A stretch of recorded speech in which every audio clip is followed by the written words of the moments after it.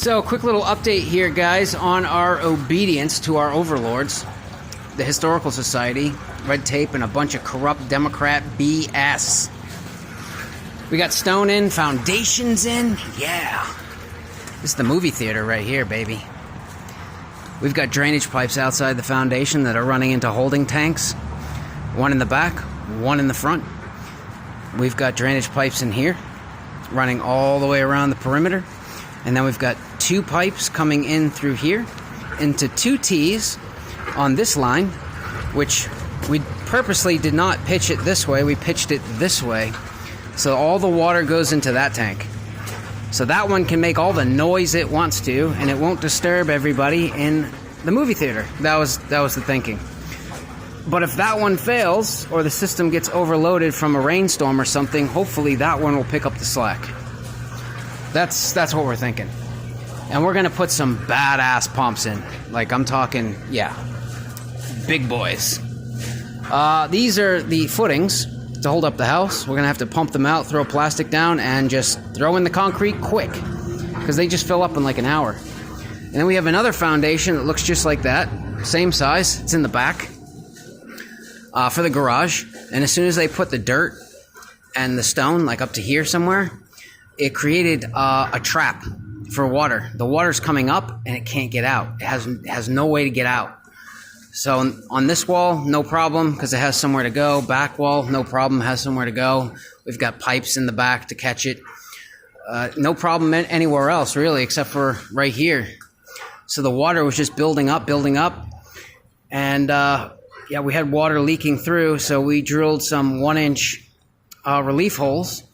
And I had water squirting out like it was pressurized. There was so much water stuck in there. It was crazy.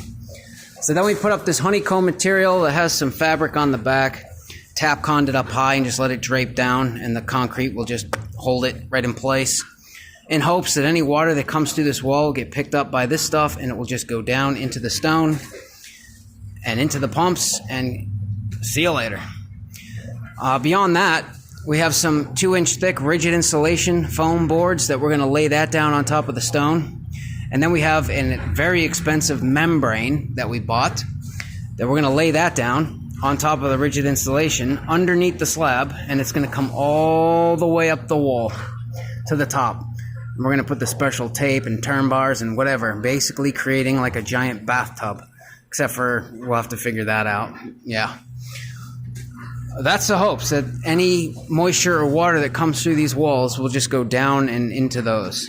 But I really do feel bad for whoever buys this house, because if they lose power for an extended period of time, they're going to have 3 feet of standing water in their basement. So they better put a canoe in the movie theater, just saying. And this was all in the name of saving or preserving history. We're going to put new sheathing, new windows, new doors. It's essentially a couple of studs. A couple of studs that got saved out of this whole project. You know, people walking up and down the street aren't going to go, wow, they did a really good job of preserving history there.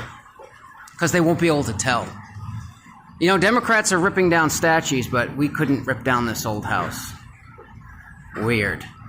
You know, we wanted to build up, out of the water table, so we didn't have to do all this craziness. I mean, we still would have done drainage stuff, but now we're really into it, because they said no, we have to be obedient little peons. So yeah, now these pumps, they're going to be running full tilt 24/7, burning up electricity.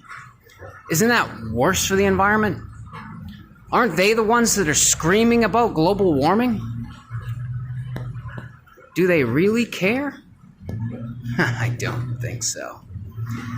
I think they want more money, more power, and your obedience. Make sure you vote.